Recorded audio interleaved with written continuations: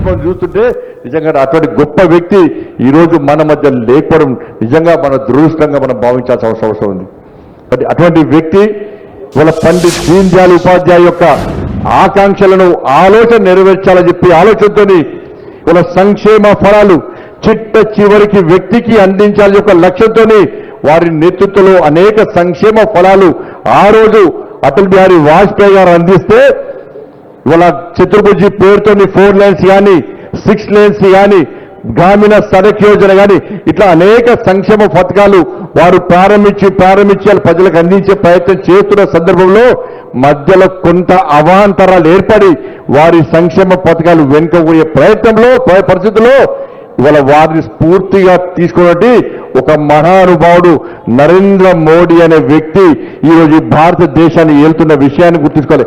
ఆ రోజు సేమ్ ఇట్టే విమర్శలు, అరే అటల్ బిహారీ వాజ్పేయి గారు చాలా మృదు స్వభావి, ధైర్యం చేయలేడు అని చెప్పి ఎన్ని ప్రశంసలు వచ్చినాయో అన్ని విమర్శలు వచ్చినా కూడా ఇవాళ పోఖ్రాన్ అణు పరీక్షలు నిర్వహించి పాకిస్తాన్ వెన్నులో దడదడ పుట్టించినటువంటి గొప్ప మహనీయుడు అటల్ బిహారీ వాజ్పేయి గారు. అంతర్జాతీయంగా అనేక ఒత్తిళ్లు ఉన్నాయి, ఆర్థిక పరంగా అనేక ఆంక్షలు వస్తున్నాయి, అయినప్పుడు కూడా భయపడకుండా అణు పరీక్షలు నిర్వహించిన వ్యక్తి అటల్ బిహారీ వాజ్పేయి గారు అన్న విషయాన్ని మనం గుర్తుంచుకోవాల్సిన అవసరం ఉంది. అదేవిధంగా కార్గిల్ సంబంధించి పాకిస్తాన్లో చొరబడి పాకిస్తాన్ విషయంలో చాలా వెనుకను వేస్తున్నాడు అటల్ బిహారీ వాజ్పేయి గారు. చాలా శాంతిగా ఉంటున్నాడు, ఓపికగా ఉంటున్నాడు.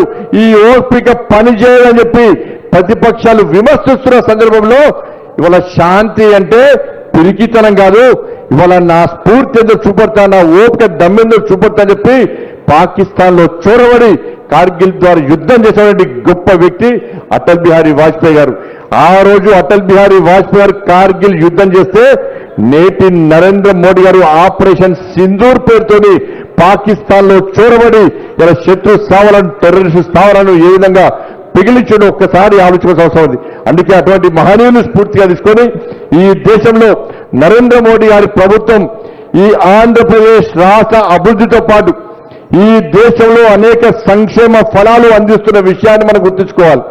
ఇవాళ మీ అందరూ అనేక సంక్షేమ పథకాలు, ఇవాళ టాయిలెట్స్ కానీ, ప్రధానమంత్రి ఆవాస్ యోజన ఇల్లు కానీ, గ్యాస్ కానీ, ఇట్లా రైతు కిసాన్ సమ్మాన్ నిధి కానీ అనేక విషయాల్లో ఇవాళ ఈ దేశంలో సంక్షేమ ఫలాలు అందిస్తూ ఒక శక్తివంతమైన భారతదేశ నిర్మాణంగా తయారు చేస్తున్న విషయాన్ని మనం గుర్తుంచుకోవాలి.